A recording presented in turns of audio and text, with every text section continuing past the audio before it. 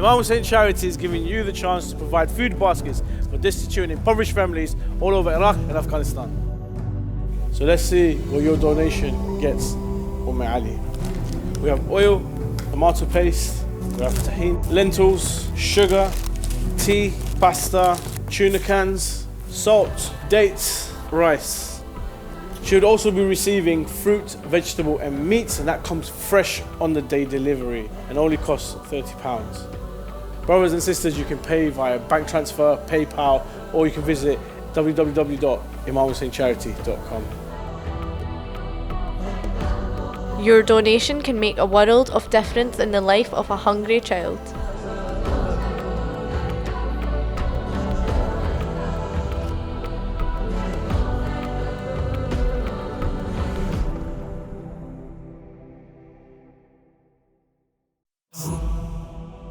I think it's everyone's dream to work and serve the Ahlul Bayt alayhum salam. Working with this project allows us to contribute back to the community. Our main objective is to bring Imam Hussain to every household, or to take people to Karbala. Producers, cameramen and editors all synchronize to capture, inspire and bring you closer to Abu Abdullah. Working here is an honor and a privilege, yet nothing compared to the sacrifice of Imam Hussain alayhi salam. Pass on the lantern of Imam Hussain. Why should you support? Why should you support? Why should you support? Imam Hussain TV is our Hussainiyya to the world. It's an open university to learn theology, history, law, Quran and many more sciences. Many rely on our channel as they have no access to any Hussainiyas or any mosques. And they have no access to any community events nor scholars, and they solely rely on our broadcasting. Children in the West have so many questions to ask about the faith. We aim to educate youth and reverts in a thoughtful manner and language which is interactive, easily digestible and understood. Our project is fully crowdfunded. We have no sales, no business, no profits. If you do not support us, who will? If you do not open a channel, who will? And if you do not raise the flag of Imam Hussain alayhi salam, who will?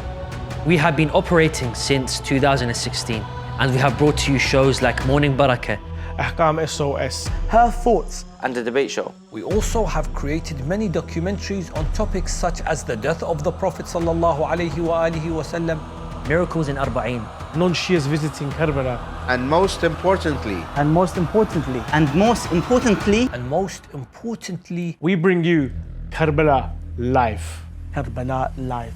Karbala Live. Karbala Live. Labbayka ya Hussein.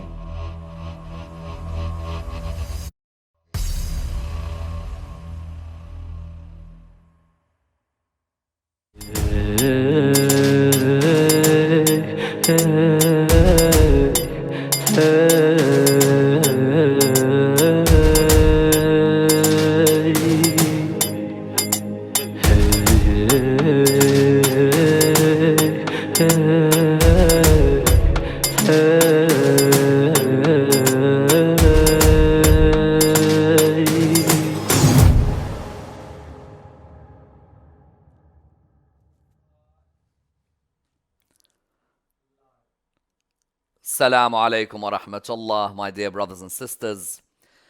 We examine tonight arguably one of the most controversial sermons in Nahjul Balagha, a sermon that many debate constantly as to its authenticity. A sermon which is known as the sermon concerning the deficiencies of woman or the shortcomings of woman. Now this sermon is one which always results in many different opinions. And amongst the main questions that are asked in relation to this sermon is, would Imam Ali alayhi salam say such a thing? Because when you hear the sermon says, O people, Sermon 79 or Sermon 80, depending on which of the editions of Nahjul Balagha that you have. O people, women are deficient in faith, deficient in shares, and deficient in intelligence. As regards their deficiency in faith, it is their abstention from prayers and fasting during their menstrual period. As regards deficiency in their intelligence, it is because the evidence of two women is equal to that of one man. As for the deficiency of their shares, that is because of their share in inheritance being half of men. So beware of the evils of woman. Be on your guard, even from those of them who are reportedly good. Do not obey them even in good things, so that they may not attract you to evils. Now, you put this in a society today, and you will have the whole world going crazy when they hear such lines. Because we live in a world where, on the one hand, all of us see every day the feminist movements virtually everywhere. And feminist movements don't emerge from a vacuum. The reality is feminist movements emerge in a period where, for example, truly female rights may not be given. Sometimes you have certain countries where the rights to vote are not given. Sometimes you have certain countries where the right to own property is not given. Sometimes you have certain countries where the right to have education is not given. Sometimes not countries. Sometimes countries allow, cultures don't. Sometimes I may find a particular culture somewhere in the world that blatantly says, our daughters don't go to school, they don't go to college, they don't go to university, they get married young, and their maternal instinct will kick in. So sometimes I may live within a country where my culture sometimes could be the issue, more than the laws of that country. And even if you look at Muslim majority countries, we're really at a crossroads in relation to gender roles. In the past, the gender roles were pretty clear, whether we like it or we don't. In a Muslim majority country, husband, breadwinner, wife, mother, pregnancy, maternal instincts. Now, of course, we have sisters who are very well educated, who some of them are doctors, some are lawyers, some are finance, some are optics, some are pharmacists. In the past, one may argue that if you lived, for example, in Najaf or you lived in Karbala, you didn't necessarily expect that the gender roles would differ from the classic traditional. Now you could have families who come from Najaf, come from Karbala, come from Mashhad, come from Qom. Their daughters are all working Monday to Friday, 9 to 5. They may be living a very independent lifestyle. Is there a problem with this Islamically or not? And who defines the gender roles? It's amazing that we talk about gender roles in a world where everyone's focusing on whether there's only two genders. That's how confused we've become. That now there's he and she and male and female, and now we have she and they and them and so on. But I think when you're looking at Sermon 80 of Nahjul Balagha, the first issues that clearly emerge are issues concerning understanding the definition of male, definition of female, what is masculine, what is feminine, what's the biological differences between the two, what are the social differences between the two, what are the legal differences between the two, until we emerge towards a dynamic where one may even state that this sermon is a major sermon in relation to leadership roles and not just biological differences. Because if you ask people generally about Sermon 80 of Nahjul Balagha, the one which I just narrated, they'll say this is Imam Ali alayhi salam giving this sermon after the Battle of Jamal. When they say this, the whole idea that they want to focus on is that Imam Ali alayhi salam's main point of attack was Aisha. As we know, Aisha, the wife of the Prophet, peace be upon him and his family, had led an army against Imam Ali alayhi salam at the Battle of Jamal. This is somewhat unprecedented for us to find a battle in Islamic history where a female leads it against a male. If I look at, for example, battles, even the other civil wars that took place, say Siffin is Muawiyah versus Imam Ali alayhi salam.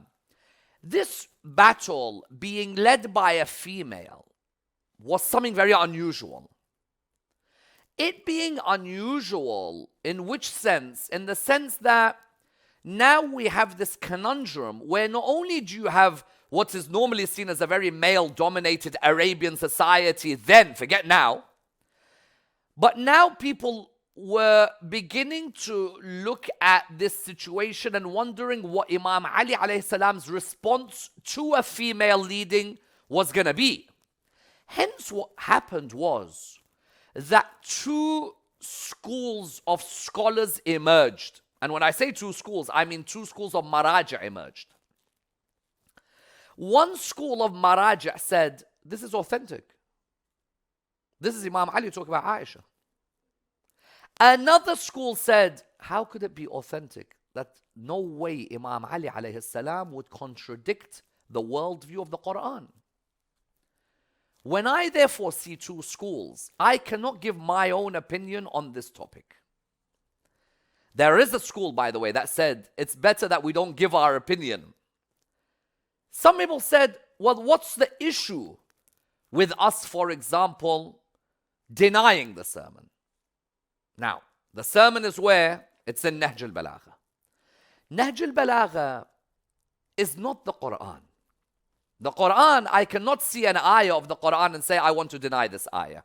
Because I don't like the ayah, I'm denying it. Because we know for certain that the Quran is the word of Allah subhanahu wa ta'ala that has never been open to question. We still have manuscripts that go back. We have an oral transmission that was impeccable until today. You could see people leading salah or, for example, recite the Quran in the holy month of Ramadan or outside where they can literally, from one generation to another, orally transmit the Quran.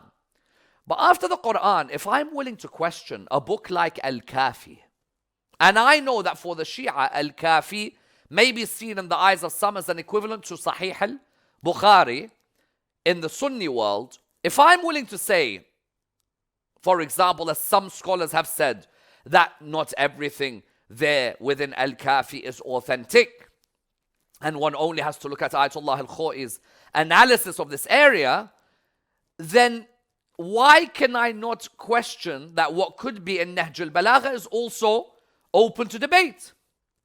Yes, in Nahjul Balagha, if I see the Sunni opinion on Nahjul Balagha, if you put the likes of Ibn Abi al-Hadid al-Mu'tazili and, let's say, Sheikh Muhammad Abdu, who, by the way, has no issue. Sheikh Muhammad Abdu, on this particular sermon, says, we've seen this experience from women for many years, so the sermon is not wrong.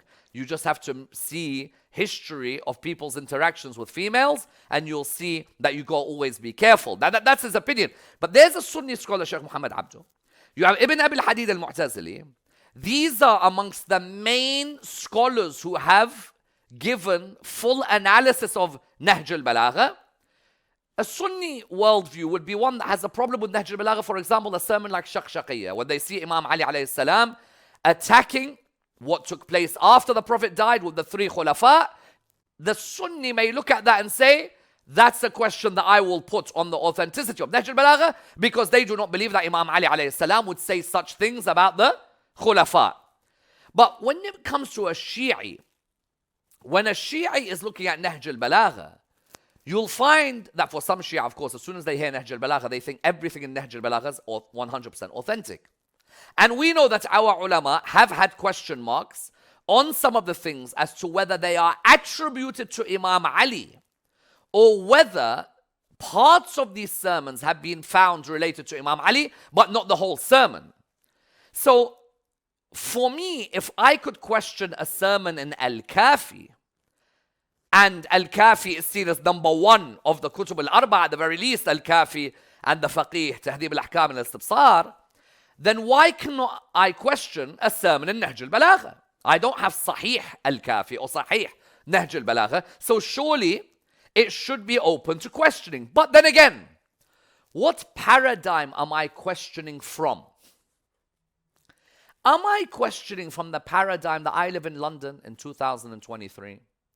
And therefore, when I look at some of these issues, because of the paradigm that I see around me today, that means I look back at what's said 1,000 years ago and I want to apply the paradigm today to what's said. And therefore, if I see something which is said, which is a little bit harsh or maybe generalization towards women, then automatically, because of the world I live in today, I will say, no way am I accepting this. That could be one reason why someone might reject this, because in the world that we live in today, There are leadership roles that may have been taken by women. There are certain countries in the world, one may argue Pakistan, one may argue Bangladesh, which may normally be seen as third world countries, which have been led by females. This country, the United Kingdom, has been led by female. A couple of females. And so when I see this, I'm trying to contrast the idea of females obeying females as leaders versus today. But then again, I might have to contrast something else. What is it? The difference between today having a female prime minister and female president is that she's not standing up to a ma'soom chosen by Allah. Margaret Thatcher, Benazir Bhutto, they are not standing up to someone Allah has chosen. In this sermon, the school of Maraji' who believe it's authentic say that Imam Ali alayhi salam is referring to leadership when leadership stands against the ma'soom. That's when you need to reassess your role, your biological and social makeup. If it's not standing against the ma'soom, it might be a completely different story. But if standing against the ma'soom, that's where an issue may arise. So, in this summary of an introduction, do you realize how many complications we have in looking at this khutbah? Because one school will want to come out and say, no way Imam Ali ibn Abi Talib alayhi salam would say these things. Another will say, but hold on. Is what he's saying contradictory to the Quran really or not? Please, let's try and do this step by step and see where we get. Let's look at it again. We're saying, Battle of Jamal, the school of Maraji' who believes this is authentic. So you may have a couple in Qum, and you have a couple in Najaf who believe it's not authentic. Now, in Qum, those who believe it's authentic, they want us to refer to the sermon and think properly about whether what's being said is really in contradiction to the Quran or no. O people, women are deficient in faith, deficient in shares, and deficient in intelligence. As regards their deficiency in their faith, it is their abstention from prayers and fasting during their menstrual period. In Islamic law, is there an obligatory abstention for the female when she's in her menstrual period from salah and so on? Yes. That's not something, put aside this sermon, put aside the sermon. A female will recognize that, Quranically speaking, biologically speaking, put even Quran aside, biologically speaking, there is a law for her because of her biology that she has to stay away from fasting and prayer. What are the results of that law? What effects do they have on one's emotion at that moment, on one's temperament at that moment?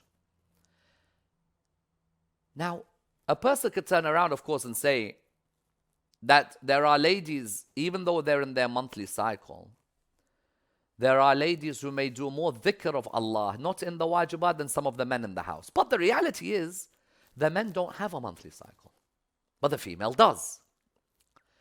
Notice here that if a person turns around and says, I don't believe these are the words of Imam Ali alayhi salam, but these are the laws of the Quran. So if I look in the Quran, for example, let's say in Surah Al-Baqarah, and those of you who have the Quran app at home, I look in the Quran, I go to Surah Al-Baqarah, and when I go to Surah Al-Baqarah, I see, for example, somewhere like, there's a series of verses in Surah Al-Baqarah from like verse 200 and let's say 22 onwards, and you'll see very blatantly, and they ask you, وَيَسْأَلُونَكَ عَنِ الْمَحِيضِ. They ask you about menstruation. They're asking the Prophet. He replies, what? It is harm. So keep away from your wives during menstruation in terms of physical intimacy, and do not approach them until they are pure. And when they have purified themselves, then come to them from where Allah has ordained for you. Indeed, Allah loves those who are constantly repentant and loves those who purify themselves. So I'm seeing that this first issue that Imam Ali ibn Abi Talib alayhi salam has raised is that there's definitely a number of days, let's say at the beginning of the month, there's definitely a number of days in which we're gonna realize that the female cannot pray and cannot fast.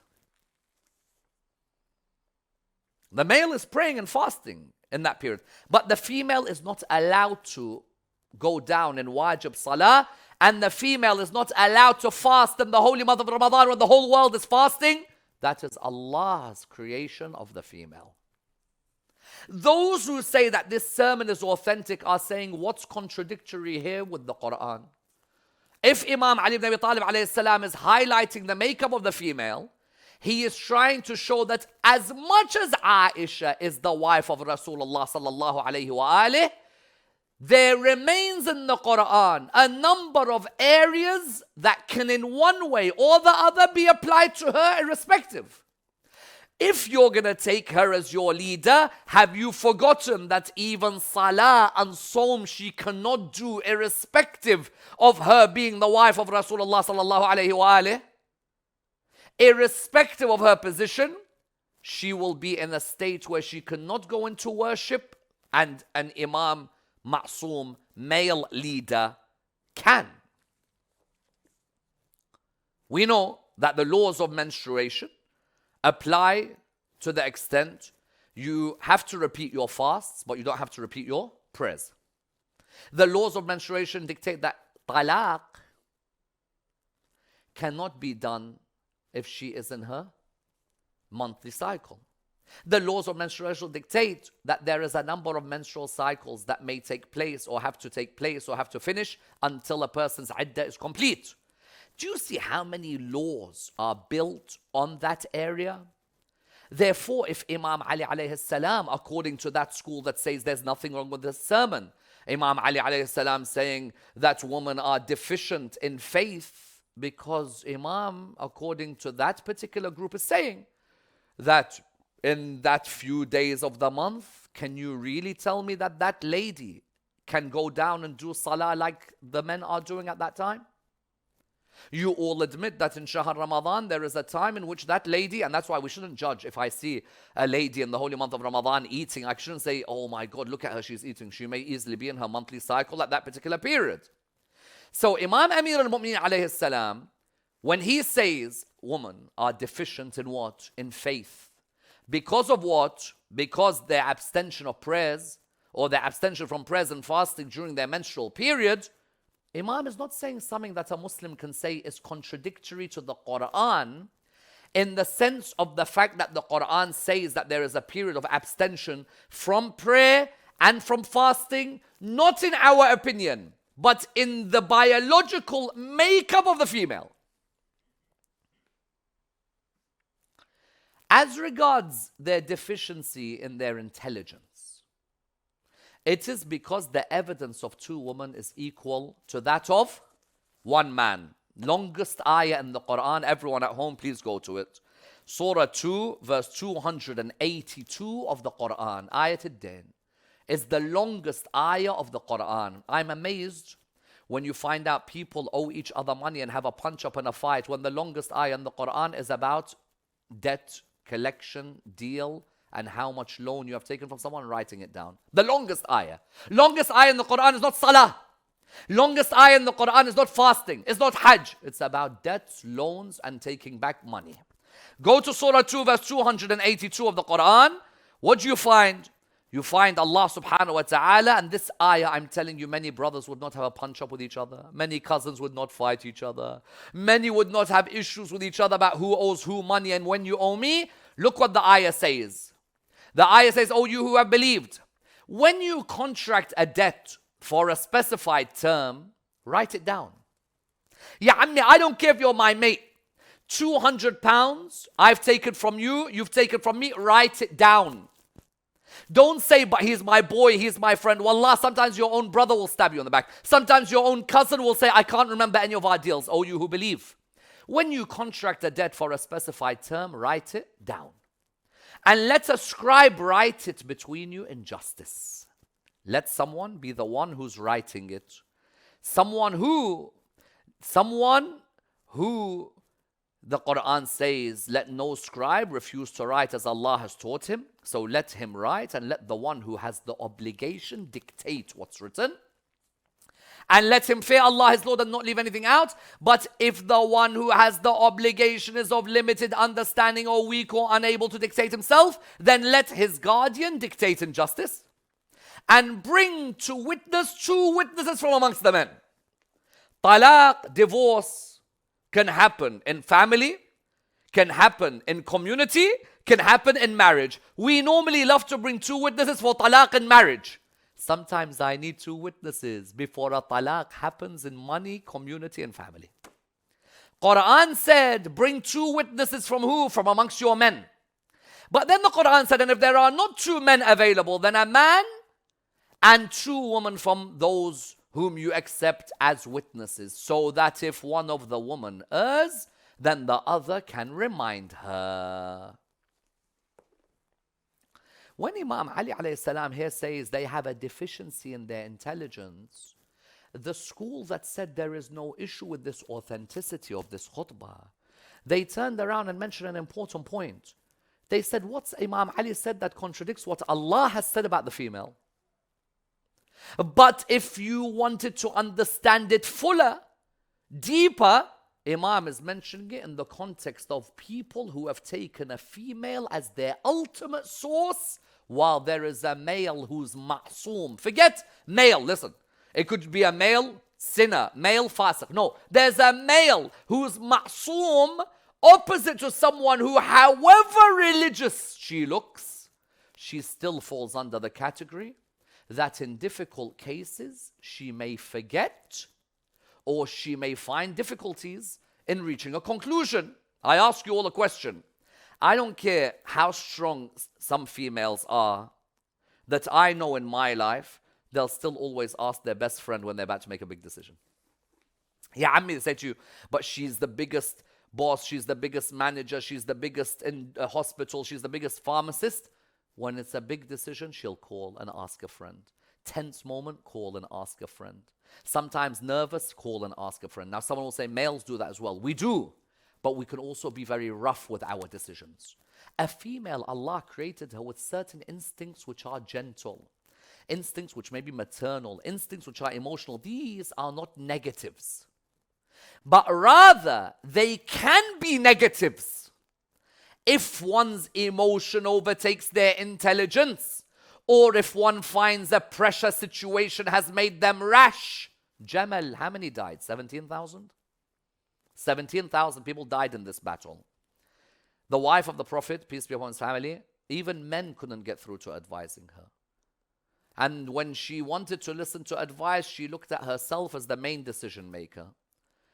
The reality of this verse about 2 witnesses was that in a pressure situation, look, today is not like the past. In the past, for example, we didn't have ladies who were in Arabia, hedge fund managers, investment bankers in charge of, for example, massive law firms. In those days, even Sayyidah Khadija alayhi salam, one would argue that she was middle class or middle upper class.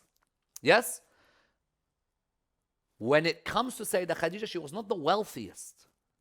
But even Sayyidah Khadija, there weren't many like her who you would ask, come to be a witness in an issue. Listen, I could be a male. You ask me to come and be a witness between 2 friends of mine, I'll be nervous. Or I'll be anxious that one of my friends is not going to be happy with me today because I've testified. And I'm telling you, there have been so many cases I've been involved in. When 2 people fighting over money, you give their opinion for one. Ahead of that, they doesn't want to talk with you anymore. So how about Allah saying for the female in the Quran, bring a second witness so it may help this person's situation? It's not a negative. Rather, it is speaking according to the natural makeup of that particular creation of Allah subhanahu wa ta'ala. Therefore, when Imam Ali alayhi salam is saying here, as regards deficiency in their intelligence, it is because the evidence of 2 women is equal to that of 1 man. Imam Ali alayhi salam is saying, firstly, you people have all gone behind this lady. Have you forgotten the Quran? If you want to compare ibadat between me and her, I'm not the one who has days off from prayer and fasting. And nor am I the one affected by a biological situation look, even we have to come to a conclusion. You come to a conclusion that they say men are from Mars and women are from Venus, and you have books like this.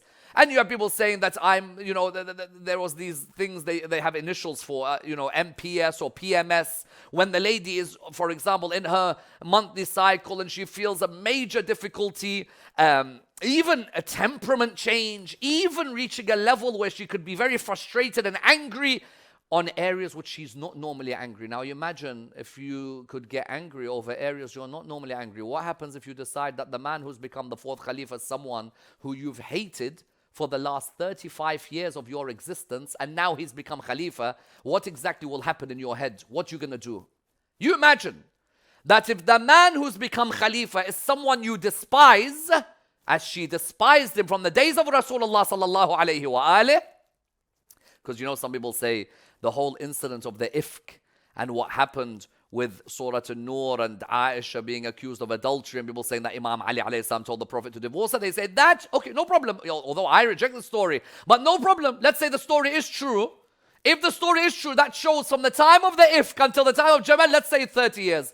How much, if you have hate for someone, now you imagine if, for example, at that particular period, your temperament has changed, you're full of venom, you're full of anger, you want to take it out, you are ready to get all the men in town to be alongside you, fighting the opposition, not caring if the opposition is Imam Ali, Imam al-Hassan, Imam al-Hussein, the battle of Jamal, being very open.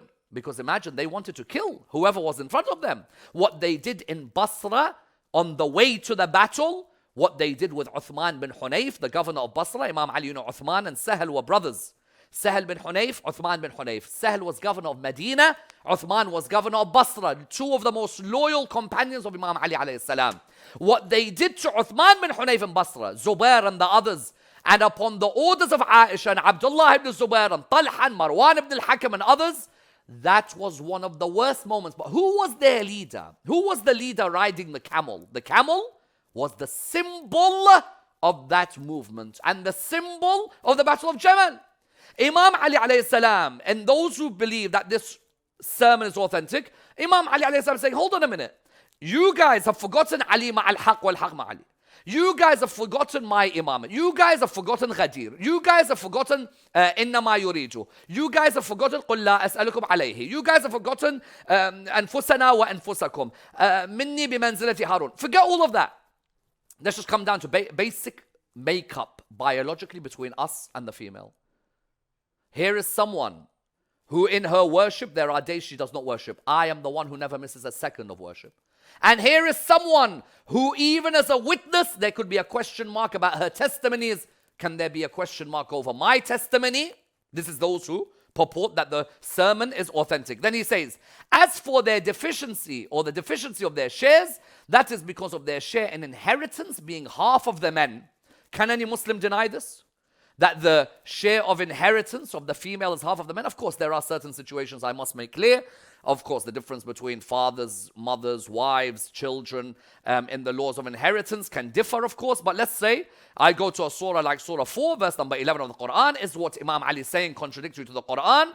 Surah 4, verse number 11, Allah subhanahu wa ta'ala says, Allah instructs you concerning your children, for the male, what is equal to the share of two females. Now, for the male, what is equal to the share of two females? If someone says Imam Ali alayhi salam, because you got Ayatollah al-Fayyad, who believe that the sermon is not authentic, because he says that it contradicts the worldview of the Quran. Now, those of the Maraji' who said that the sermon is authentic, they said, hold on a minute. The Quran is the one who says that the share of the female is half of the male. So why is there an issue with what Imam Ali alayhi salam says? To Imam Ali, those who believe this sermon is authentic, Imam Ali alayhi salam is saying what? He's saying that, look, we know very well that part of the nature of the female was also, and part of Islamic law was also, that the male and the female are, the male is obliged to maintain, protect, take care of the female. In the Quran, again, if a person wants to be very blatant with verses in the Quran, go to Surah 4 of the Quran, verse number 34. So the same surah, if you go to verse number 34 of the Quran, what does the Quran say? Bismillah ar-Rahman ar-Rahim, ar-Rijalu qawwamuna ala an-nisa'i. That men are in charge of women, men are the protectors of women, men are the maintainers of women.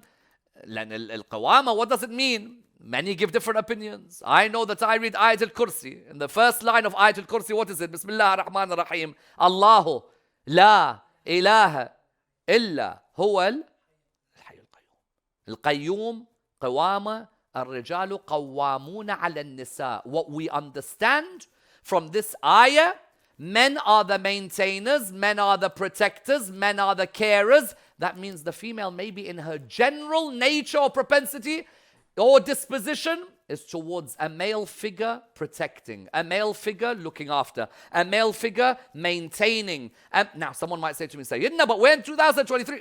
Look, I'm only looking at when this sermon originally is done. Those who believe the sermon is authentic push the idea and say, Surah 4 verse 34, Surah 4 verse 11, Surah 2 verse 222, Surah 2 verse 282. They say, how many more verses do you need, Imam Ali alayhi salam, to corroborate, to highlight that you are following the army of a woman, when you know in the Quran the woman's testimony is half of the man? You know in the Quran the woman needs to be cared for and maintained, and therefore the man is the one who gets more of the inheritance because he have that duty to maintain and to protect the female. You know in the Quran that Allah mentions clearly that there is a menstrual cycle, a monthly period. The temperament can easily change in this period. They're not even obliged to pray. It is a burden that they cannot handle in this period. With all of this, they say that Imam Ali alayhi salam is not contradicting the Quran. Imam Ali is not saying the female cannot reach the highest level. Spiritually she can. But there is a certain level which may be affected, for example, in that menstrual period, which the male is not affected by. Or socially, there are certain things where the male has a responsibility that the female doesn't. There are certain even employment or jobs or even physical makeup of the male that differs from the female.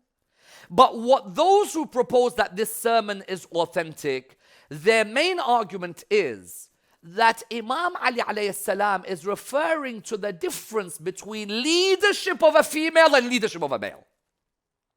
Not woman in the sense of a female. For example, they say Sayyidah Khadija alayhi salam never came out and fought. Sayyidah Fatima never came out and fought. That doesn't mean that you couldn't have the greatest ladies in the world who were at home, who were maternal, who looked after the children, who were caregivers. And let me make something very clear. Your wife doesn't have to clean for you, nor does she have to cook for you. That is not a right on males out there where they expect. Imam Ali ibn Abi Talib himself, alayhi salam, used to sweep the floor at home, used to give water, collect the water at home, used to collect firewood at home. Fatima al-Zahra may get the dough and she may bake it and grind the wheat. Imam Ali alayhi salam used to also help his wife at home. Never be someone who's like, you know what, I'm the man. Because someone might use this sermon and say, you see, Imam Ali says, all of you, naqisat al-uqul, naqisat, nawaqis, you guys are all deficient.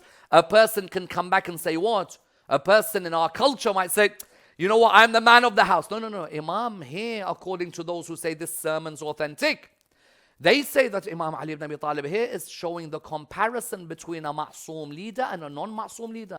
And especially a non-ma'soom leader who's a female. Look, we've had some great female leaders. Even the story of Balqis in the Quran, the Queen of Sheba, she's a phenomenal leader. She's a lady of a great temperament. But she sees Sulaiman, she submits to Sulaiman. Aisha had reached the level of a stand against Imam Ali alayhi salam. She did not view him as someone worthy of being her leader. So Mawla literally said, wait, hold on. Biologically, in the eyes of Allah, whether it's in worship, whether it's social, or whether it's in financial or leadership or management of society, Allah has discussed all of the females with a particular standard. But for you to think with that standard, you can be a leader against a ma'soom and cause the deaths of 17,000 people, that is not something that I will accept. That is not something that I will go with. Therefore, that one school, what do they continue? Beware, when it continues, beware of the evils of woman. They say when Imam says beware of the evils of woman, yes. If there's a woman who's standing against a ma'soom, imagine Imam al-Hujjah, Ajjalallah Farajahu Sharif, imagine he's alive and there's a lady who wants to fight him, then beware of the evils of that lady. Be on your guard even from those of them who are reportedly good. Because everybody said she is the wife, al-Mu'mineen. She is the wife of Rasulullah sallallahu alaihi. Be on your guard even from the one like her, who is reportedly good. And wallah, this could apply to all. You could have a lady in our community today who may be very religious, but she may be a backbiter, gossiper, hater. She may be somebody my way or the highway. If you don't come to my ihsaniyah, you're not one of us. If you don't come to my mosque, you're not one of us. Then that person purportedly is good, but be on your guard from them. Do not obey them even in good things, so they may not attract you to evil. Therefore, those who proposed this particular line, they said, what's wrong? What's the issue? Unless you have an issue with the Quran, because the Quran's the one who said when a lady is in her menstrual cycle, she is not in a stage of purity. The Quran is the same book that said a lady's witnessing is half of that of the man. The Quran is the one. Don't say Nahjul Balagha is not authentic. The Quran itself is saying that men are the maintainers of women, and that men have to look after women, and hence the inheritance of the woman is half of the man. So they say, when you say I have a problem with this sermon in Nahjul Balagha, would you say the same about those ayahs of the Quran? Or no? Now, that's one side. The other side, which we said amongst the most Ayatollah Fayyad, they said our problem with this sermon comes from a number of angles. Said the first angle it comes from, if Imam Ali alayhi salam is talking about Aisha, why does he make it general? Because if you all go to sermon, I think 13 of Nahjul Balagha, when Imam Ali wants to talk about her, he's very open. In sermon 13 of Nahjul Balagha, Imam Ali alayhi salam blatantly says, when he's referring to her, he says, you were the army of a woman and in the command of a quadruped for camel. Yep. When it grumbled, you responded. And when it was wounded, you fled away. Your character is low and your pledge is broken. Your faith is hypocrisy. Look how Mawla is very clear that I don't like those who are fighting me at the Battle of Jamal. Your water is brackish. He who stays with you is laden with sins, and he who forsakes you secures Allah's mercy. When Imam Ali, therefore, those who say this sermon, they don't believe it, they say Imam Ali clearly said, O army of a woman. In this one, he says, O people, beware, women are all women. They say, here is too general. Secondly, they say, what's the deficiency? What's the problem of the deficiency? In a female, if she has a menstrual cycle, or she's second witness, or she, for example, is the one who collects half of the inheritance, what's that deficiency? They say Allah subhanahu wa ta'ala says male and female can reach the highest spiritual goals together. And so if Allah subhanahu wa ta'ala has many ayahs like the ayah in Surah 33, verse number 35 of the Quran, Bismillah ar-Rahman ar-Rahim, Allah subhanahu wa ta'ala makes it clear in relation to both male and female. And many of you have read this ayah before, Bismillah ar-Rahman ar-Rahim. Allah subhanahu wa ta'ala, what does he say? إِنَّ الْمُسْلِمِينَ وَالْمُسْلِمَاتِ وَالْمُؤْمِنِينَ وَالْمُؤْمِنَاتِ وَالْقَانِتِينَ وَالْقَانِتَاتِ وَالصَّادِقِينَ وَالصَّادِقَاتِ وَالصَّابِرِينَ وَالصَّابِرَاتِ وَالْخَاشِعِينَ وَالْخَاشِعَاتِ وَالْمُتَصَدِّقِينَ وَالْمُتَصَدِّقَاتِ وَالصَّائِمِينَ وَالصَّائِمَاتِ وَالْحَافِظِينَ فُرُوجَهُم وَالْحَافِظَاتِ. It says Allah subhanahu wa ta'ala is saying Muslimin, Muslimat, Mu'minin, Mu'minat, Qanitin, Qanitat. Allah didn't say, I cannot put the two of you together because you are on your period, you are not. So that's their second argument. Their third argument that they posit is that they say Imam is too general, and that means if it's only about Aisha, a person could look at it and say, but you're giving reasons that apply to all women. A fourth argument they give is that this particular sermon, where is it narrated? Sometimes in Nahjul Balagha you'll see that you may be referred to other sources. So, if there's a sermon in Nahjul Balagha and it's been narrated in another book, they'll normally write, you can find it here, here, here. They say, look, Al-Kulayni narrates it in Al-Kafi. The question is, does Shaykh Al-Kulayni narrate the whole of this khutbah? Or does Shaykh Al-Kulayni narrate a part of the khutbah? The answer is seemingly that Shaykh Al-Kulayni narrates a part of the khutbah, not the beginning. So look, the beginning which says, oh people, women are deficient in faith, deficient in shares, deficient in intelligence. As regards the deficiency in their faith, it is their abstention from prayers and fasting during their menstrual period. As regards the deficiency in their intelligence, because the evidence of two women is equal to that of one man. As for the deficiency of their shares, that is because of their share in inheritance being half of men. they say Shaykh al-Kulaini doesn't narrate all of this. Yes, the last part of it, where Shaykh al-Kulaini says, be on your guard even from those who are reportedly good, do not obey them even in good things so that they may not attract you. They say that part Shaykh al-Kulaini has narrated. It's interesting that when you look at this sermon in certain copies of Nahjul Balagha, underneath it says also in Al-Kafi of Kulaini, but does it say part of it? It says just in Al-Kafi, which would make you think, oh my God, if this is in Al-Kafi, then I must take it. Because remember what we said, Nahjul Balagha is not a book that has sought to collect ahadith on the basis of their authenticity, a rigidness in understanding their origin and their authenticity and their reliability, like maybe a work like Kulaini's Al-Kafi or Saduq's Faqih. Rather, it is called Nahjul Balagha because it is looking for what is the most eloquent balagha, what is the most eloquent of the sermons of Imam Ali alayhi salam. So they say that when you look at this, sometimes someone might say that this is a work that you could find in Al-Kafi, I go to Al-Kafi, or they say in the Amali, you might find it. Again, we don't see the whole sermon there. We may even see this sermon in Sunni literature, but when I go to, Abu Talib al-Makki's, for example, Qutt al-Qulub, or I go, for example, to other works, I think the Tadhkirah as well has it. When you go to those Sunni works or to other works, you'll see that it doesn't say this is from Imam Ali alayhi salam. So therefore, where's it from? If those works have not given us the first part of the sermon from Imam Ali, so where's it from? Has it come maybe from another companion of Rasulullah sallallahu alayhi wa alayhi? Another of the scholars who denied the authenticity of this sermon, his opinion was, Imam Ali in other parts of his life praises the aql and the intelligence of women. Why here would he attack? What we really see happening with all of this is, number one, I don't think we're ever going to please everybody with the answer.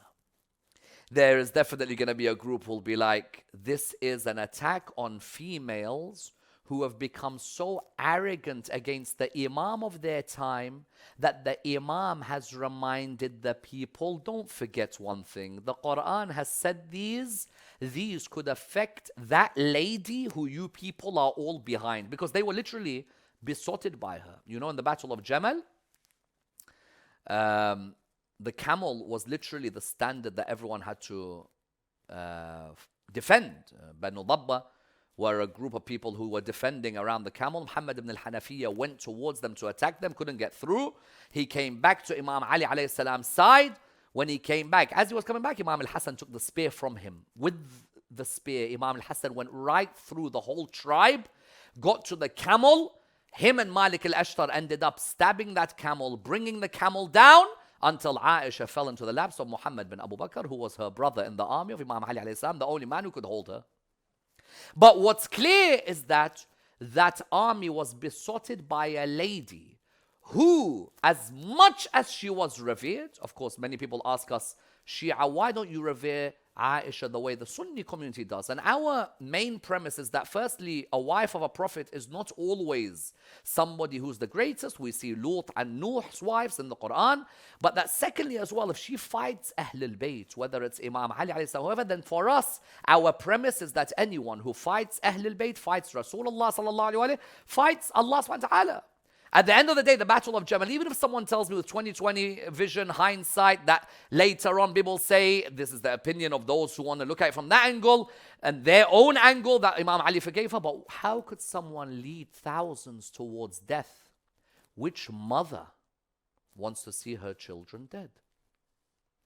And so, one side are adamant that these points are in a way a stab against those who have taken the female in her position as virtually a social Khalifa leader, by reminding that since when did God's prophets, when were they ever female? And why were they never female? Adam was never female. Nuh, Ibrahim, Musa, Isa, the Holy Prophet. If there was ever an argument that was made, Sayyidah Maryam alayhi salam, some try to say because she received a sort of revelation and she spoke to angels, therefore she may be a Nabiyya, for example, but at most, In a way, a person turned it around and said, then why should this lady become a leader all of a sudden when Allah subhanahu wa ta'ala had always not put a female as the leader? Whereas the other side say, hold on, Nahjul Balagha, why should I believe that everything attributed to Imam Ali in here is Imam Ali? Maybe that wasn't Imam Ali's words. And that's among some scholars who people straight away will say, I bet you that person's a feminist if they believe that. At the end of the day, that scholar has his research. Other scholars have their research as well. But there's an important point to realize here. And that is, when we come to identity in Islam, gender is not the main criteria. The main criteria is taqwa. Let's not forget, in this world of fighting over feminist literature, gender literary criticism, authenticity, understanding the idea of different feminine archetypes and different feminist academics throughout history, and whether the patriarch or the matriarch is in charge of what's happening, we need to remember one thing. Today, people are defining each other by race, some by sexual preference, some by gender. We in Islam, inna akramakum indallahi is who? Atqakum. The best amongst you in the eyes of Allah is the one with the most taqwa. Nobody could elaborate on taqwa like Imam Ali alayhi salam. And anyone who fights him is fighting taqwa, is fighting iman, is fighting hikmah, is fighting ilm. Therefore, both sides have their arguments. Wallahu a'lam. Ultimately, there'll be a day, inshallah, we find out whether these were the words of Amir al-Mu'mineen alayhi salam or they weren't. But all we can do is try and look at the different angles that approach such an issue in Nahjul Balagha and what could be the reasons that Imam Ali may have been so damning in his opinion. Was it for a particular person or was it an attribution? Thank you all for listening. And on this day, as you know, is the day that we have released our documentary on Sayyidah Zainab alayhi salam. And it's fitting that we discuss the position of the female. May Allah subhanahu wa ta'ala bless you in watching it. And inshallah, we are of those who gain her intercession on the day of judgment. Wassalamu alaikum wa rahmatullah wa barakatuh.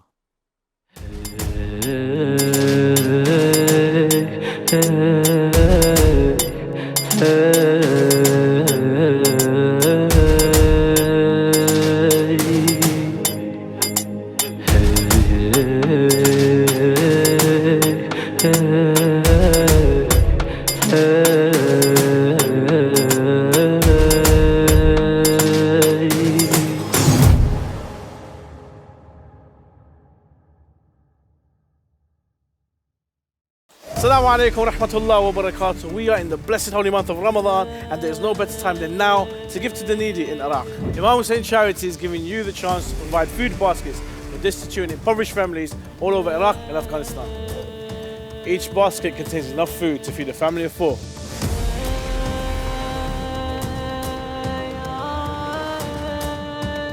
We're one of the areas where we distribute food baskets. I'm going to go drop off this food basket to one of the Hajia who's registered with Imam Hussein Charity. Assalamu alaikum, Hajia.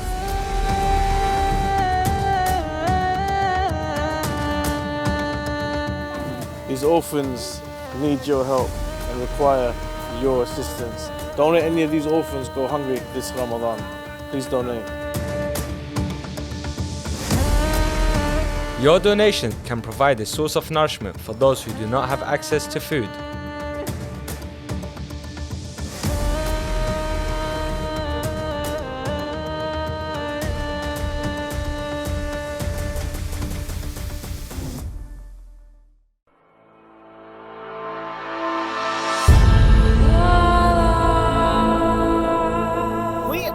have a duty towards the preservation and the propagation of the message of Imam Hussein alayhi salam. Indeed, one of the best ways to work towards the reappearance of Imam al-Mahdi ajjalallahu ta'ala farajul sharif is through promoting the values of Karbala. Imam Hussein Media Group is the only Shia television network that broadcasts globally in 5 different languages: Arabic, Farsi, Turkish, Urdu, and English. We are appealing to the lovers of Imam Hussein alayhi salam worldwide to support the channel such that it may continue its global operations. Imam Hussein Media Group is seeking 1,000 partners to pledge to a £14 contribution per month. This will allow the channel to sustain its operating costs as we continue to spread the message of Imam Hussein alayhi salam in multiple languages across the globe. You be a part of this great legacy and donate today.